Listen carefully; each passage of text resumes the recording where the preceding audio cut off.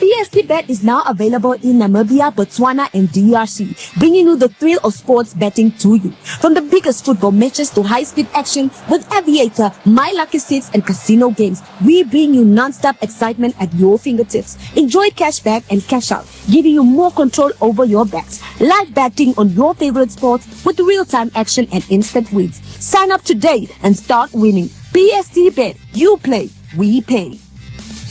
Good day and welcome to yet another special edition of Game Time with Marco. My name is Marco Ndlovu. Thank you very much for joining us on this episode of Game Time with Marco as we take a look at the journey of another Namibian football legend, a man who played football locally for Ramblers and went on to play in South Africa as well as overseas. His name is none other than Quinton Jacobs. Quinton, thank you very much for joining us and welcome. Hello Marco. How are you? Yeah, I must declare already from the beginning that this interview, a lot of people are looking forward to it, and I'm hoping that we enjoy ourselves here, talking about your journey in football. Tell us, who is Quinton Jacobs? Where were you born, and where did you go to school to?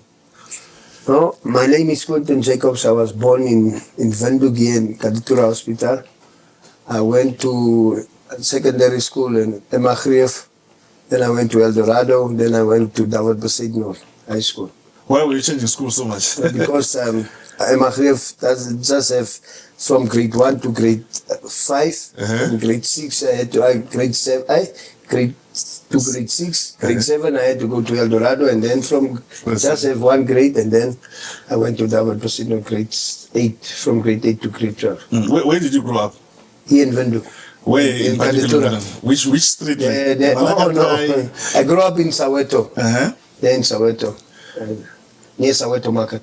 And then in terms of your family, how many were you in the family? No, I have 4 brothers and 1 sister. One brother is deceased. Oh, okay. My older brother. Yeah, and looking at the way you grew up, when you're growing up in the location,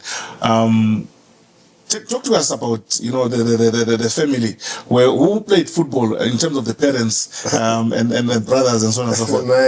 My father used to play rugby. Rugby? Yeah, at school. Agostinium, he was at Agostinium. Yeah. And my father was also running for an NFA long ago, Rudolph Jacobs. And then my big brother used to play for Challengers, a club called Challengers. They were also playing in the Premier League. His name is Oxley Coleman. Okay. Yeah. That's how I started to play the game. To play the game. Yeah. Okay, he's the one who inspired you. Yeah, in the dusty streets of Soweto. As a young boy, how was it playing in the dusty street of Soweto? I presume that was before independence. Yeah, before independence. Yeah, it was nice. We used to fight, always fighting about who's gonna play when, how, and who's who. And those fights, how did they mold you to be the player that you became when you were playing? It made you strong. It made you mentally strong. We didn't have these academies like nowadays. There's academies. That's how maybe we put a lot into the game by playing on the streets, and later on we formed teams, and then we went to play. When Soweto Market was built, it was an open area. Yeah. There we made our field, and we were playing there. So you would play with other boys from other locations. Yeah. And in terms of that, how do you think it molded you to be the player that you became in terms of just knowing the ball, playing it, and just mentally being strong and knowing what to do with the ball? Molded, what do you mean by how did it shape you? It shaped me. Yeah. How can I say now? You're one of the best ball players in the country. There's no one who could play the ball like you. I haven't seen anyone like that. Yeah, when you play, you always have, I want to be like Paul Scholes. Yeah. I want to be like Gerrard. So I said, no, I'm a midfielder. I wanted the ball always. So people said, let's give the ball to Quinton. He's going to make the plan for us. That's how I started playing that way that I used to play in the Brave Warriors or wherever I was playing. And then at school, at high school, did you play for the school team? Yeah. I played for PstBetNamibia High School. We were with Colin Benjamin and lots of guys. Lucas Orr, lot of them. Flores Diergaard, all of them. Flores Diergaard, I think is from Lutherans, right? No, it's from Was it PA? Yeah, he was at Civics. The Civics and then That's PA. striker, yeah. Yeah, striker, yeah. He used to play with us at the national team also. Yeah. Colin went to Concordia later on. And then looking at it, what did you achieve at school at David Bezetnet? In terms of maybe the Coca-Cola Cup or the Commerce Regional Tournaments? Yeah, we never won the Coca-Cola Cup, but we were always winning the Commerce. The leagues, the school leagues, because we had a very good team. What are some of the players, besides the ones that you have mentioned, what are some of the players that you still remember from David Bezetnet? Oh, Mario Johnson. It's a long time ago, so it's difficult now. And then who do you think could have made it, but they didn't make it? Sean Willemsen. There was a guy called Sean Willemsen. He was a really good player, but he was a good ball player. He can take the ball and play with it. But now the guy was also interested in karate and what other things, so it distracted him. Yeah. Oh, okay. And then from high school, where did you go after that? No, from when I was at David at the age of 18, 19, I was in matric. Then before that we went to the Helsinki Cup, because that time there was that sports school union. Namibia sports schools union, yes. So we went to Helsinki and Gothia Cup, the Gothia Cup where we played Man United. No, in Sweden. In Sweden, yeah. Yeah, the Gothia Cup. So I was spotted by Man United there. That's how I went on trials to Man United. I played against them there. We beat them 1-0. I scored that penalty. We'll talk about that trial at Man United. You go in Helsinki, you play there. What did you learn there when we were playing there? There you learn. Now you learn pressure, how to take pressure, how to play competition football. It's like how to play now. It's not like we were exposed there. It's not like now you have these boys, they are just playing here, they don't go to places to see how things are being done. So it's very difficult because they took away that sports union thing. So now the exposure is not there. And then you come back from Helsinki, you have been spotted by Man United. You come back. Were you already playing in the Premier League by that time? Yeah, that time I was playing. I started playing from 14 years old. Who were you playing for at 14 years old? I started with, at 14, I started with, there's a guy, what is that? Man, how can I forget? Eastern Jumpers. Yeah. I went from Eastern Jumpers, I went to Nampol. They were in the Premier League? No, Eastern Jumpers was in the first, but Nampol I came to win the Premier League. In the Premier League, okay. Then I went from Nampol, I went to Toyota Young Ones. I played with now Tolly van Wyk, Percy Springbok, Stanley Lowe, Dolphy Campbell, those big name players. And you're still a young boy then? Yeah, then I was maybe 16 now. I was still at David Bezetnet. Okay. And from there, from the Young Ones, I went to Black Africa. That's where I won 2 titles before I left. To South Africa? No. My first destination was Scotland. Scotland? Yeah, okay. Let's talk about the football that you played when you were here in the Premier League those years compared to football that is being played now in the Premier League. What is the difference? The difference here is that time football we could have kept the ball better than these guys playing right now.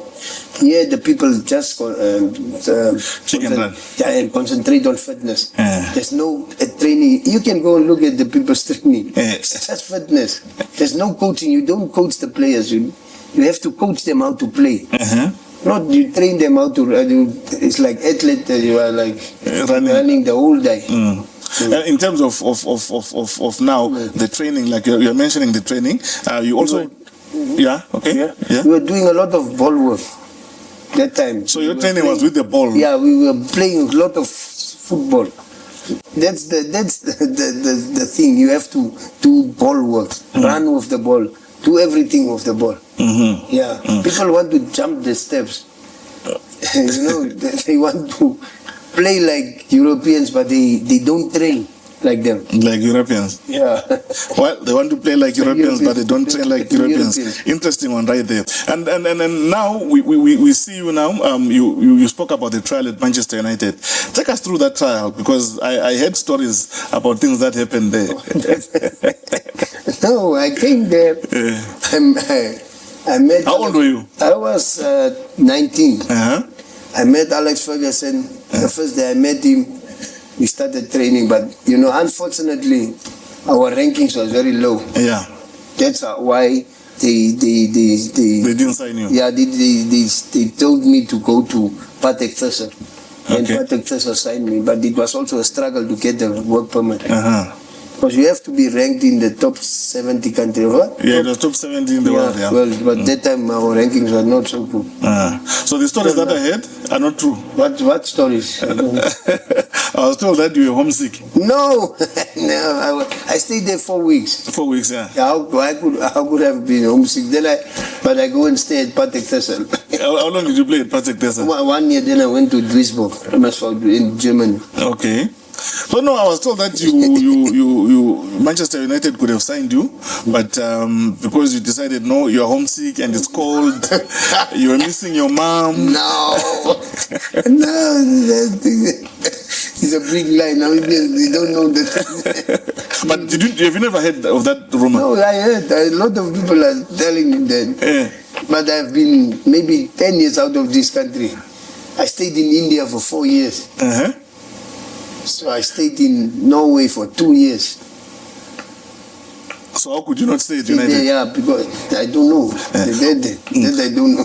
So at United, when you went for a trial there, you stayed for 4 weeks. How many weeks did you train with them? All those 4 weeks? 4 weeks, yeah. Yeah. Who were you training with? The players that everybody knows. Teddy Sheringham, Paul Scholes, David Beckham, Andy Cole, Dwight York. All of these people were there. And what did you learn from those guys? Because I think that was the creme de la creme of football. Yeah, it's just the sharpness. These players are sharper than it's in a blink of an eye the things happen. And they are very patient. The build up of the ball, build the ball to a certain part of the pitch. From there it starts to get quicker. And you come back. They know how to come back in a shape. They know how to play the game, how to press.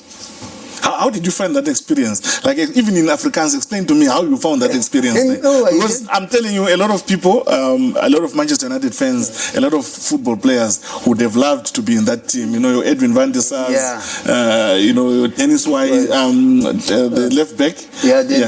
Dennis Owen. Dennis Owen, Paul Parker. Paul Parker.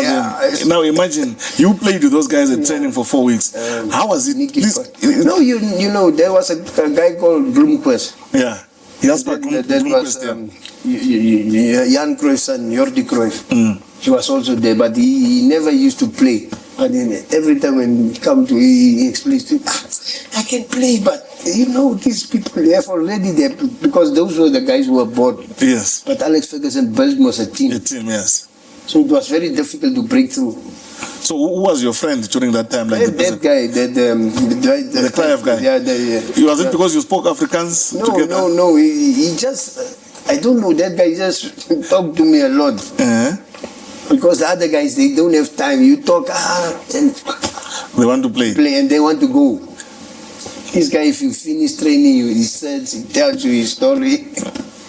Okay. Yeah. And who were you staying with at that time? No, I was in a hotel. Oh, you were staying at a hotel. And in terms of, say, Alex Ferguson himself, talk to us about him. How was he as a Alex Ferguson doesn't see him a lot at training. What do you mean you don't see him a lot at training? There's Brian Kidd who used to do the training. That guy, he just gives the report to Alex Ferguson. He comes out at the last 2 days, then they take the first 11 away. The first 18 guys, they take them away from the rest of the team. So then is the time when Alex Ferguson comes in. So you never had the training session with him? No, you have. There's a time when he comes, he stands, but he comes in when the last 2 days before the game. So how did you think he thought about you? What do you think he thought about you? No, because you know what, they thought I was a left back. That's why they signed Quinton Jacobs. They were looking for a left-sided player. Yeah. But I was not a Left-sided. up and down guy. I don't have that Engine, yeah. that engine. Yeah. So I was more Of a midfielder. midfielder. So he was afraid maybe that you would take away Paul Scholes' position. No, those guys are, like I said, you could have seen if you train with the people that there's something that is not there. What was that thing that was not there? That sharpness, man. That quick thinking and those things. Tak, tak, tak. And the way the coach wants you to play. Yeah, that thing was not there. That's the only part that I think that was lost from that I didn't have. But let's say Manchester United would have signed you. Do you think you would have made it there? Yeah, obviously, as time goes on, you learn. You learn the pace of the game. You learn everything. It's just about getting into a team. Then you can adjust. How did you feel when they told you that they can't sign you? Obviously, it was a big team, so it was unreal for me also to be there. Unreal. Yeah, I couldn't believe it. How would you see people on the TV, you come there, you are with these people here now. And just like, what is his called? This guy, he's the defender, man. Jabstam. No, the Vidic. No, Jabstam was there. I'm talking about the guy who was coming in. I forgot the name. I met him. No, I met him the other day in La Manga, in Spain. What is his name, man? Yeah. Gerald Piqué. No. Oh, no, it's an old guy. He's now a coach of a country. John O'Shea. Is it John O'Shea? Is it John O'Shea? The defender of From Man United from Wales. From Wales. Oh, John O'Shea, yes. John O'Shea was, yeah. He was also in that under-20 team we beat there. So when I came there for trials, now he's saying, I'm struggling to get into the team. You see? The guys there, he was on the youth team. He's struggling. Difficult. So what about me coming from Africa, from Namibia, trying to get in Man United? Okay, now it looks like you're not confident about yourself. No, I'm confident, but the level, the standard was high. The standard is too high. It's too high. Even if you go and play in a first division or second division in the UK, it's like now what is his name who's playing there? Nyambe. You can ask him. The level is to come to the Premier League. It's too much. It's too much. And then now they send you to Patrick Thisley. Yeah. Then I was there, but the coach that signed me, he was sick, man. Oh, okay. So now John Lambi. So there came another coach. He didn't like me. That's the unfortunate part of football. If you don't like a player. Why did he not like you? What did you do to him? Maybe because I'm not like, but like my style of play. Yeah. Then you are doomed. But what was the standard like in No, it's just because it was first division football. Okay. It was not Premier League football. It was a lot of running, and I was not so big like now. I was very thin. You could run. Yeah, could run, but I was very, very thin. And then you moved to Germany? Then from there I went to Duisburg, but Duisburg, I couldn't make it to the first team because I was in the second team. And then I said, no, let me go back to South Africa and try again. So I came back. To Cape Town? No, I came back to Black Leopards. Black Leopards, yeah. Black Leopards signed me. Who was the coach then at Black Leopards? Gevenan. So I played there. How many years? No, just 1 year. And then I didn't want to play football anymore. There was just that period I wanted to stop the game. What happened? Because I know I heard. I was with Congo there. I was with Congo though. So Congo, but because that place to stay in Venda. What was the problem? The heat? The heat. The lifestyle. Like we are staying in the bush. But that shouldn't have mattered, Kwera. Yeah, but and then Congo also left. Then I was alone there. I said, no, man. cannot stay here alone. So they move us from Venda to Lustrichat. Yeah, Lustrichat, yeah. Now, as we stay in Lustrichat, it's like a apartheid place. It's like white people's place. Yeah, You cannot walk around, nothing. And then Congo is also not there. You are now alone. I'm alone in that. But were there no other foreign players in the team? There should have been other foreign players that you could at least bond with. No, and there was not. It was there and then Black Leopard. Oh man, it's just, and DDL was very. I played some good games for them. Yeah. Against Pirates at Orlando Stadium. Yeah. Against Sundowns at Ajax. Then Venda. So after the season, I said, I'm not going back there. Well, how long was your contract? How long was your contract? I said 2 seasons, 2. I had but then I told Governor, no, I cannot stay here in this place, brother man. I'm going home. I'm going to Namibia. When you came back to Namibia, Yeah. And you stopped playing football then? Then I stopped there. Then I played I went to Ramblers.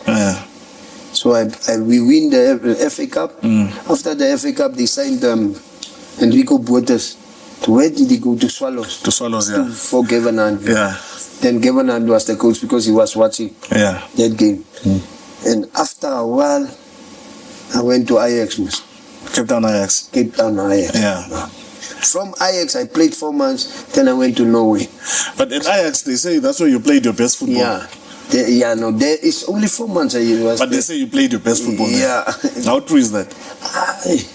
I think there in India I was my best time in football because I was older, I was more experienced, but people didn't see most. Yeah. I played for one of the bigger teams there in India. Yeah, Salkoka.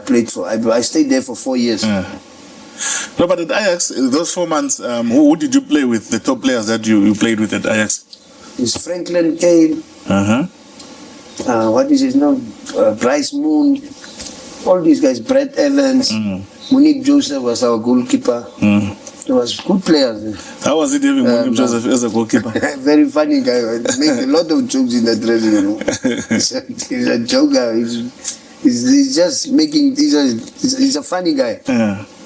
Did he make it easy for you? Was Cape Town easy for you because of the Africans? Yeah, because and the culture. And the culture? Yeah, so it was very nice to stay there because you could have made friends with the players easily.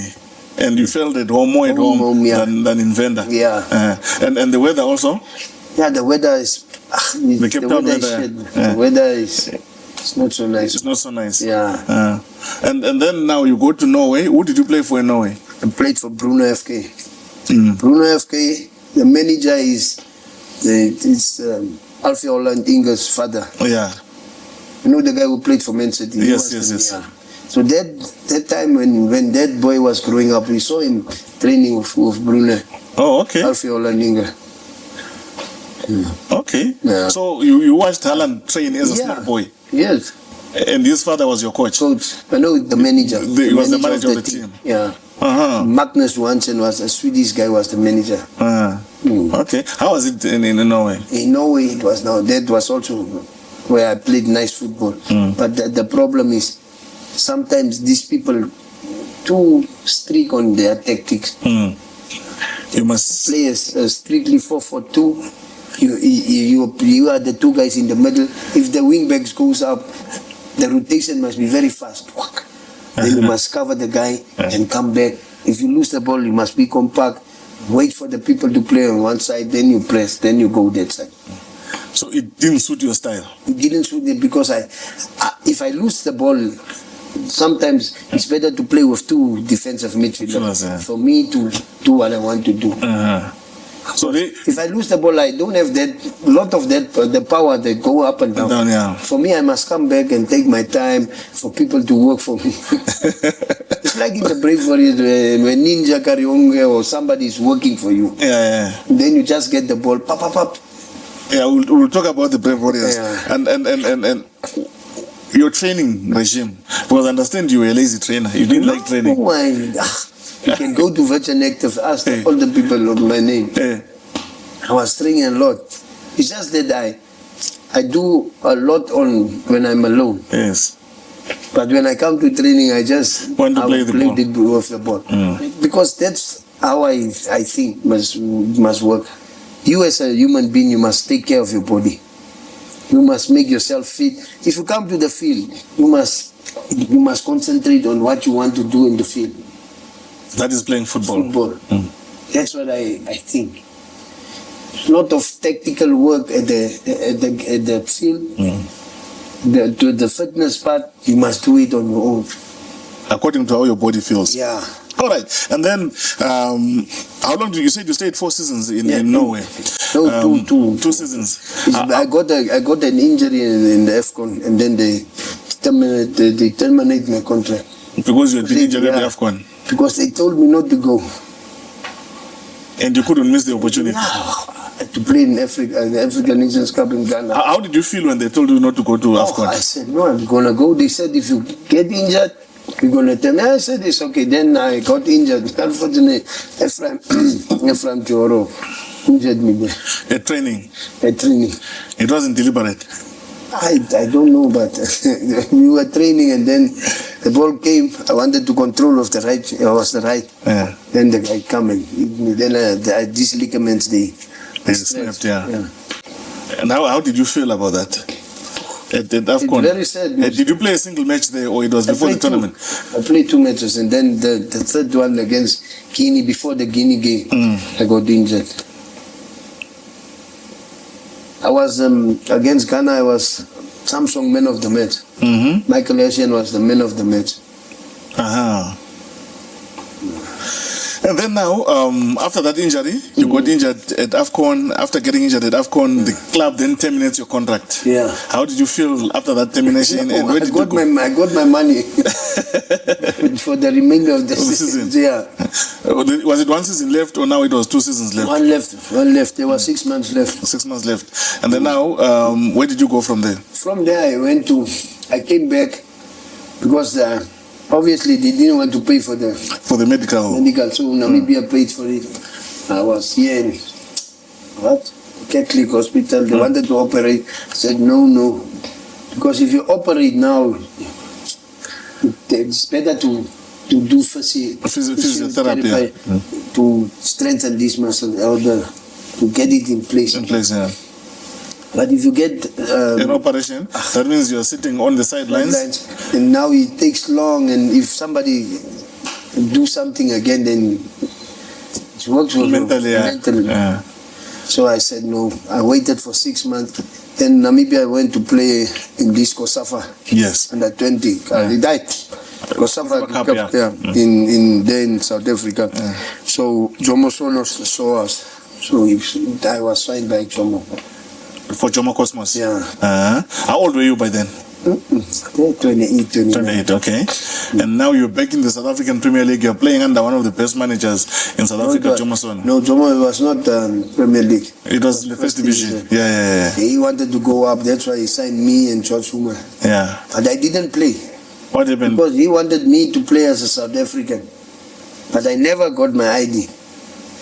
I just, if you were born before 1990, yes, you automatically can. So Jomo said, no man, I have already 5. But I said, why did you sign me if you don't want me to play as a foreigner? No, I signed you in the hopes of using you as a South African. Yeah. So now he already registered 5 foreigners, and now I had to. But George Hummel had a South African ID before. I already, him and Lazarus Kaimbi. And what is Wycliffe Kambole? Yeah. But you couldn't get the South African ID at that time? We were struggling to get it. Then I said, no, let me go home. I was just there training and earning money and enjoying myself there in Dubai. You could have stayed there, enjoy your money, earn your money. I mean, you're not working for it. Then I came back, I was here. I played for the national team without having a club. So we went to India. For a Frankel match? Yeah. So there, these people saw me. Then I went to India. Then you went to India. But before that, before that I played for Stars. African Stars. Then I went to, one agent called me to Israel. for a club there in Israel. Yeah. So the club wanted to sign me, but Stars wanted $1 million Namibian dollars. But I was playing. I played only 4 months for Stars. They were spending maybe a 40,000 on me. They gave me 15,000 signing on fee and a 6,000 salary. 6,500 for a month. So that's around 40,000. Now these people, Bobby and Sydney Martin, they want $1 million. $1 million. I say you can take 250 is alright. 250 is fine. Yeah. Fine. They're like no. Now I asked them, will you pay me 25,000 Namibian dollars if I stay here? Yeah. I said, but no, you can talk to 8 to 10. It's not enough. These guys are offering me more. Yeah, it's a lot more than what you... Now, then we were arguing. Then I said, okay, I will not play for South African Stars. Even I went to Palestine, I played for Al-Maccabi, because those people are not recognized by FIFA. Okay. I stayed 3 months in Palestine. Then Ramallah. I played for one club. You will see on my thing. Yeah. You're not, we're not scared being in Palestine. I was scared, but what can I do? But did you enjoy your football there? Yeah, it was nice. I was a star player because these people are not good players. So I earned $3,000 a month. And that was a lot of money. It was a lot of money. So now I was there, but I played only for 3 months. So I had a one entry visa. Oh, okay. You cannot. You can come only in Israel. In Israel, yeah. And then go there. Yeah. But then I went to play the game in Moses Mabhida against South Africa. That World Cup, the World Cup warm-up match against South Africa. Yes. Well, you guys were wearing a brown uniform, I think. That blue and brownies. Yeah. So to go back there was a problem now. I came there, they deported me because I went to Palestine.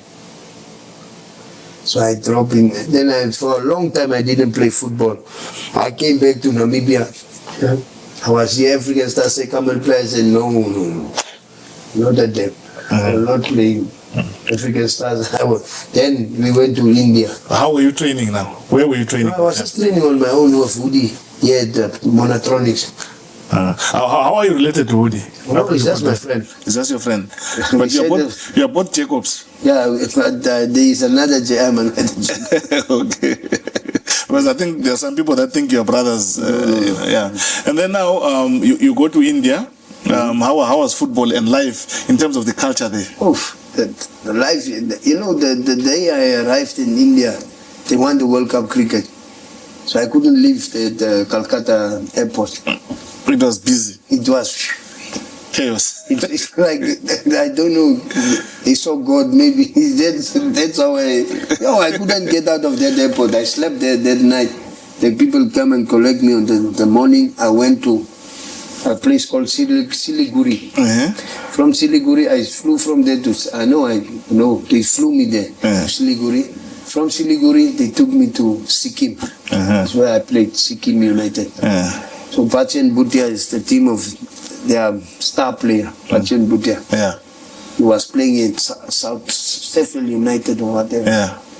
So I signed for that team there. I stayed in Sikkim. It's like a mountain place, man. It's up in the mountains. Yeah. Near the that mountains, what do you call it? The Himalayas. Yeah. How was it there now, playing at a high altitude, and you are coming from somewhere which is close? No, I was a star. I took the team from the first division to the Premier League. And then that's the time the team signed me in Goa, Salgoka. Yeah. So I went to Salgoka. I played there for one season. And then they fired that coach. He went to Mohan Bagan. So I went with that coach to the big team. It's called Mohan Bagan, one of the biggest teams in India. That derby, if you play that derby, 80,000 people in the stadium. And you used to 2,000 people. That's what?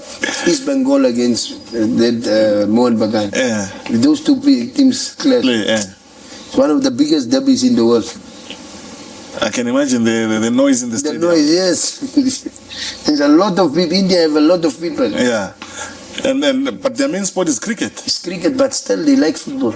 And they still get 80,000 into the stadium for it. Who are the other foreigners that you found there? Right, a lot of Nigeria, because India, they sign only the players they sign. A midfielder, attacking midfielder, and a striker, defenders, or striker. This wing, they have those things. Okay. Yeah. Okay. Yeah. And then let's talk about your journey with the Brave Warriors. You started with the under 17, I think. Yeah, under 17. Yeah. Yeah. I started with that under 17. I started with the school sports union. The NSSU team. Then that under 19. They have under 19. But I was 17. Yeah, and then from there, I played under 20. Before that, I played with Eric Munjo, the late Eric Munjo. Yes. I played with him under 20. And after that school sports union, I went straight to the Brave Warriors. When did you make your Brave Warriors debut? 1998. 1998. Against Malawi, yeah. At the Independence Stadium. Aaron Swali. Yes. Against Matuwali. We beat them 2-1. How did it feel playing against Chirwali? He's a legend in Malawi. He's a big name. And he's also a nice guy. Yeah. Very clever footballer. Well, Patrick Masedi them. You can see he was in France. He was playing in France also. Yeah. You could have seen. This guy is a football. He knows what he's doing. And who did you find at the Brave Warriors in that time? Who were the players that were in the Brave Warriors? Muhammad Ouseb, Ricardo Manetti, Lolo Gorasep, Kongo Injo, all of these big name players. So-called big name players. What do you mean so-called? They were big name players. Yeah. Well, what was the mood like in camp? Because I hear you guys used to get into a lot of naughty stuff. Yeah, it was nice, man. It was like a family that time. Brave Warriors was like a family. It's very difficult. It was very difficult to come into the team. It's not like now. They change teams, like they build this one and then they take this one out. But why do you think it's like that? That we are changing players? Because it's one thing that I've noticed, that even if you talk of players now, you get a player, he gets called up, he plays. He's in the squad for 2, 3, 4 matches, and then he's out. Another player comes. What do you think the problem is there? The problem is coaching. Yeah, and I think these coaches, they don't want to get fired. They always want to win. And so there's no patience. And they don't do the right thing because they always want to win. Then sometimes they kick and run. They don't. You must play football the way it should be played. Not kick the ball and run and hope for the best. And just sit deep, you wait for Salulile, you want to kill the boy, then Salulile. They let him run too much. And it doesn't suit him. It doesn't suit him. Sundowns is playing, bringing the ball to him. But if you go and see him in Namibia, he's running a lot. Yeah, I hear you. And with the Brave Warriors team, what was your most memorable game for the Brave Warriors team? Oh, maybe the Ivory Coast game that I scored from the halfway line. You saw that? The AFCON? No, in Independence. Yeah. I scored a goal from the halfway line. So is that your best goal you ever scored? Would you say that? From the halfway line. Yeah. So take us through that goal. No, it just came and I just tried. Did you see the keeper? He was offline. No, I just left. I saw him out. Then I just tried. Then it went in. You can go by NBC. You can ask the tape. You see the goal. Yeah, we'll check it on YouTube. I hope the guys insert it here. And what do you think you could have achieved if things had gone differently? Maybe if I was a little bit patient in Germany, I could have been a big player. Because German football, you have to have patience to come there. It took all the time to be in the first team. Yeah. So I was in a hurry. To get in the first team. I was not patient enough. And so I made a move. I want to play first team football. I came back. So that's that. And then time went. So what would you do differently now if you had to get a second chance to say we are taking you back to 19 years old? So, no, I would have stick to one team and try to come in the first team, rather than going around learning again this culture of this country, doing this, coming this side, and that's the big regret I have. I had to stay in one club, learn that people's culture, stay there and play the football there, and after that move as a big team. Yeah. And then after retiring, which year did you retire first? Oh, when was that? Hey. When you came back from India, right? India, yeah. When I came, when was that? It was maybe 8 years now. Never know. 64. I'm 46 now. It's maybe, I was there. It's maybe some 10 years. More than 10 years. Yeah. I retired, no, it's maybe 12 years now. I retired 34. 34. And then last year I was at Black Africa. And you won the title there? No, but who was your coach at that time? Brian Isaac. Brian Isaac, okay. Yeah. But I didn't play much because now they like this running football. And you were not the running type? Yeah. I'm old, I want to pass the ball around. Yeah. Then you tried your hand at coaching? No, we made this C license here, Namibian C. Yeah. I was here with a friend of mine who bought a team and that Rental Sport Club. Yeah. Man, for me, what I told the guy is that let's produce players. Let's not rush to go to the Premier League. Yeah. Let's produce players. Let's sell players. That's why I took him to John Comitas. Yeah. In Cape Town, Cape Town City. Yes. That team. So we were trying to make a arrangement with them. To partnership. But the guy said we are not professionals, so we cannot make a partnership. What will he gain? So, but what he can do is every year bring people over, especially the staff and everybody, to see how things are done. That was our agreement, but I don't know if the guy is still doing those things. So how difficult is it to coach in Namibia? It's not difficult. I don't think it's difficult.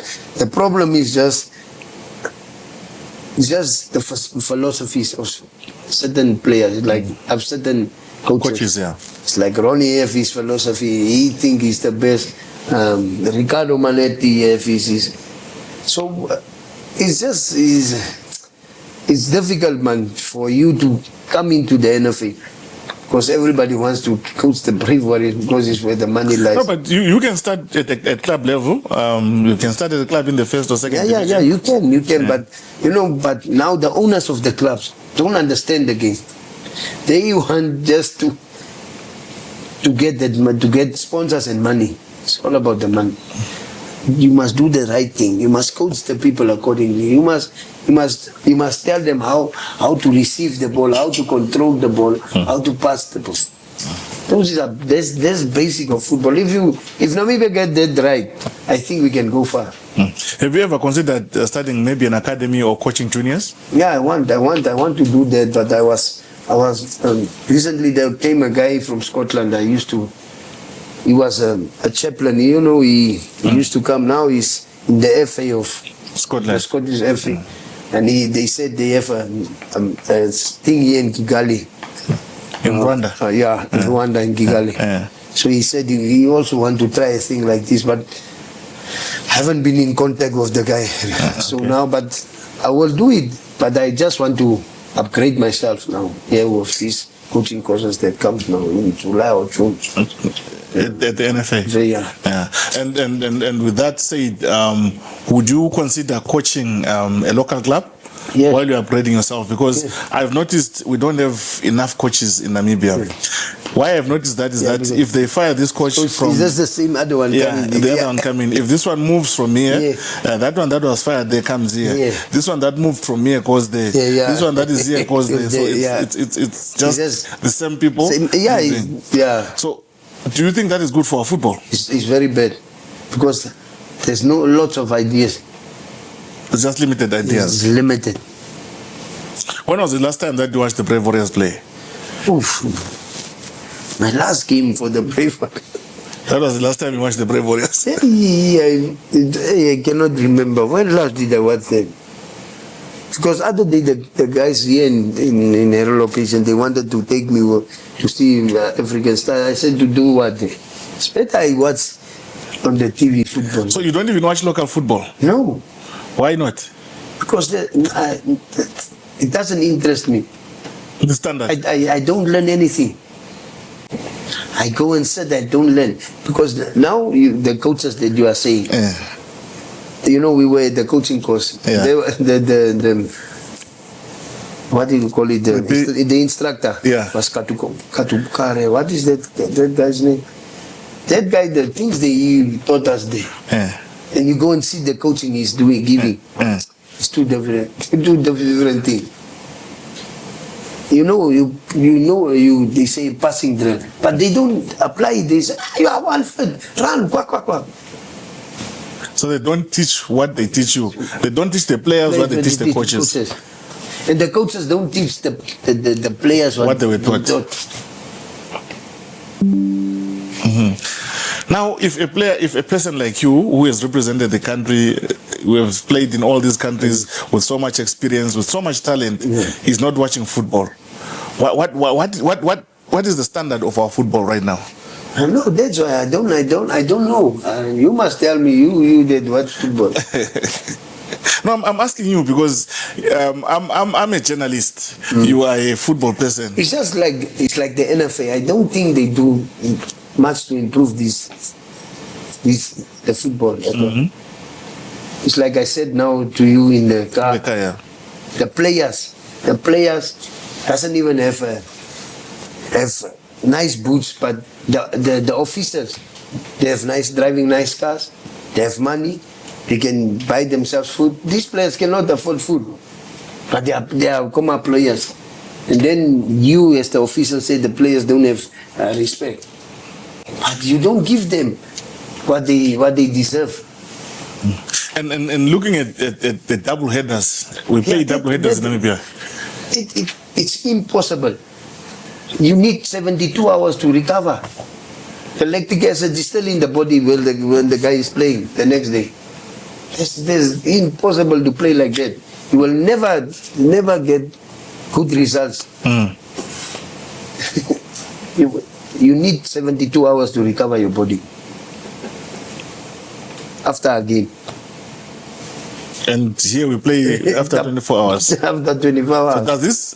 So what does this mean? I mean, if I had to say, okay, Kwera, I'm making you president of Namibian Football Association, what would you change now? What will I change? I will stop football and concentrate on the youth. That's what we have to do. But we have academies that are dealing with the youth. But do you see improvement? There's no improvement. You are just it's going down. Yeah. And what would be your take on women's football? Have you ever watched women's football? I'm not so interested in women's football. Okay, fair enough. Yeah. And for the future, what do you think the future? What plans do you have for the future? What does the future hold for you? For me, I now, like I said, I want to upgrade my coaching skills or whatever now. It's like Woody told me, he's now almost a training officer. So he said they are busy talking to CAF or whatever to make a combined C and B for us professional footballers that used to play for the national team and professional football. And then when you do that, would you look for a job at the club? Yeah, then I will look for a job. Then I will try to do the things the right way, because I'm not in that shoes yet. So it's very difficult to criticize. But if somebody would come to you right now, maybe Colin or Ronnie or Paulos or whoever, any coach that comes now to you and says, come and be my assistant, would you take that job? Yeah, I will, because they are now long in the coaching whatever structures. Yeah. So I will learn almost a little bit about Namibian the Namibian way of doing things. Okay, now I'm going to put you on the spot. I want you to give me your best 11 Namibian players that you played with. We start with the ones that you played with. Yeah. The ones that you remember that, no, these guys really, even myself, I can put myself on the bench for these guys. The best 11 that you played with. And then you're going to give me your overall best 11 Namibian players. Why can I not just give you my over? No, I want the ones that you played with, because some of the best are some that you did not play with. It's some that you were watching. Like now Yeah. Are you talking until today? Yes, until today, yeah. Okay, the ones that you played with first. The ones that I played with. The Namibians. Including me. Yes. Okay, my first goalkeeper? 11. Goalkeeper is Ronnie. Ronnie Kalalelo. Yeah. Right back? Right back, I will take Robert Nelson. Uh-huh. Left back, I will take China Otondi. Mm-hmm. In the middle, I will take Muhammad and Tiger. I will take, what do you call it? Tiger Twango Sepp and what is his name? Bimbo Chiero. Uh-huh. Then in the middle, I will play with 5 midfielders. Uh-huh. I know. Because you want to be. No, I will play with one defensive midfielder that is Muhammad Osep. Uh-huh. Then I will play with up front. In the middle I will play with me and Congo. Uh-huh. The 2 wingers. I will play with what do you call it? Sydney Plakis and Chikuzu. And up top I will play with Lefa Sifude. And you think that team would win? Yeah, a lot. That's a quality team, eh? Very quality team. That's a quality team. If you look at your midfield, yeah. If you play Mohamed in midfield, and then you have Congo, you have you, and then on the wings you have Sydney and Chikuzu. That's a quality team. Oh. Okay, now give us your best. Oh, that now. Yeah, overall. No, don't be afraid. That one is difficult. I haven't seen a lot of this era. No, just give us what you think is your best. It's your best. It doesn't matter who. It's your best. No, and nobody will put you into problems because of trouble. Yeah. You don't mention that. No, then it's very difficult, brother, man. It's very difficult because there's a lot of players now. Just give us 11. 11. Yeah. In some positions where you think you can put 2, just put 2. It's fine. Oh. You can say I'm going to have Ronnie and who at goal. No, my back 4 it's the same. It's the same. I don't see. No, but I will change the wing backs. Uh-huh. I will put Anamup is on the left. Uh-huh. Ahead of China Tony. Yeah, because he can go. China is just a good defensive player. Yeah. That one can go up and down. Yeah. What at right back you still stay with Nausep. I stay with Nosep. I stay with Nosep, and it will stay like this. Uh-huh. My defensive midfielder will stay the same. Uh-huh. Because I think he's one of the best players in Namibia. He used to be, I think, till today. Yeah. Yeah, and then. When you were in Norway, you were not together with Mohamed? No, he was in. Yeah, but I was in Brunei, and he was at Lyn Oslo. Okay. Then where will I play? Who will I play? And then on the right side of the attacking midfielder? The right side, I put there. Congo, you put Congo? No, Congo, we are the attacking players with Congo, me and Congo. You are not changing still? No, we are not changing. It's very, I don't see that team for me. Ricardo, Manetti, Lolo, Korasem. No, I will play maybe. Stiga. No, man. Stiga was playing 2 on the defense, man. On the defense, okay. Yeah, I don't like a defensive midfielder to be more. You have to advance. Okay. And that wing, the only thing I will change is Sydney.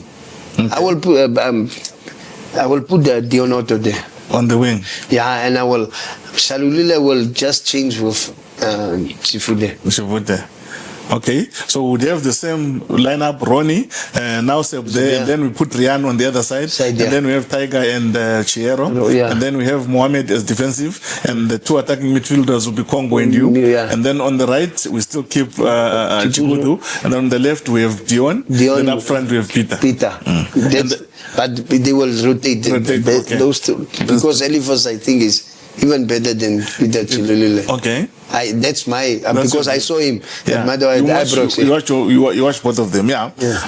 We're not saying they're bad players because you left them or replaced them. Yeah. No. It's just that you feel they would produce more for you. And the coaches, give me 3 coaches that you played under that are the best, and 3 coaches that you see, Namibian coaches that you only see, Namibian coaches that you see that you think these are the best coaches. That coached me in the national team. Whether national team or club level. That coached you. The ones that you really enjoyed football under them and you learned a lot of stuff. Yeah, I played under Tolly at Ramblers, so I liked Tolly, the late the Frenchman. Those 2 coaches, they taught me a lot, but they were not tactically. They were just nice motivators. You know, you get like I played for Kevin Hunt, that is tactical and that he can motivate. Then I played for Gordon Ingerson, the same way he is, but he's not tactical. He's just good motivator. And then the second one is Reston. With Reston, he's a funny guy. Yeah, he's a teacher, but he's funny the way he does his things. And then who else? Who else did I play under?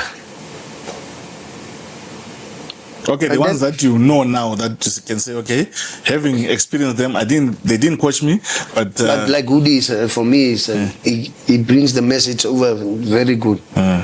If I talk to him, like when I speak to him, and I also trained with him a lot there by monitoring. I told you when I didn't It's Woody, it's Reston, and those 2 guys. Okay, so those are the best coaches that you know. No, that I will experience. Why did you put yourself there? No, because I'm not the coach yet. I'm trying to be a coach. Okay. I'm not the coach. All right, Quinton. Now to conclude this discussion between me and you, which is lovely, by the way, I'm enjoying it. In terms of the challenges, what do you think are the challenges that are currently facing the Namibian footballers? You know, we have seen good players leaving football because of various reasons, studies, alcohol and drug abuse, lack of motivation in terms of money. What do you think are the biggest challenges in Namibian football for the players? Not for the administrators, but for the players. Yeah. It's just, the biggest, what I think is that lots of players come from rural areas. So obviously the struggle is only finances. If you bring a lot of finances into the game, I think these players will do a lot of work. We have talent. We have no doubt about it. I just that they're not being paid properly. So I told you when I came. You know, from a small age, like you said, there's a lot of academies. People will identify, this boy will become a good player. But now, you don't come out of a good house, but you are also clever. You can. So I will obviously try to go to school, concentrate on my schoolwork because I will get a good job. But the football, if we can just financially support these players very good, then I think. But we are paying the coaches very good in Namibia. But why not the players? So that's the finance. That's why they go drink, go into that hubbly. That thing I think must go out of the hubbly bubbly. That thing is killing Namibian football. When I was there in the south, it's the thing is killing the people. I told these boys, please, that's the only thing that you must leave. You can drink, but the hubbly bubbly. because you need your lungs Your lungs to be functional, to play football. No, Kwera, thank you very much for sharing this information with us, and we hope that you upgrade yourself, because we would love to see you on the touchline. I mean, you're one of a generation. We are one kind of a generational player who actually did extremely well when it came to football. You're one of the most talented players that we ever saw. Thank you very much, and we hope that you do well. And we want to see you on the touchline. Okay, thank you, Marcus, and enjoy your day. Yeah, that was it in terms of Game Time with Marco today with Quinton Jacobs, one of Namibia's best exports. He played all over the world. He was in India, he was in Norway, he was in Germany, he was in England, and this is the man who actually met Alex Ferguson and trained with the great squad that Manchester produced in 1999, as well as played in South Africa. And here locally, he is a man who is as talented as they come. My name is Marco. It's been a pleasure being in your company. Let's meet again next time. PstBet is now available in Namibia, Botswana, and DRC, bringing you the thrill of sports betting to you. From the biggest football matches to high-speed action with Aviator, My Lucky Seats, and casino games, we bring you non-stop excitement at your fingertips. Enjoy cash back and cash out, giving you more control over your bets. Live betting on your favorite sports with real-time action and instant wins. Sign up today and start winning. PstBet, you play, we pay.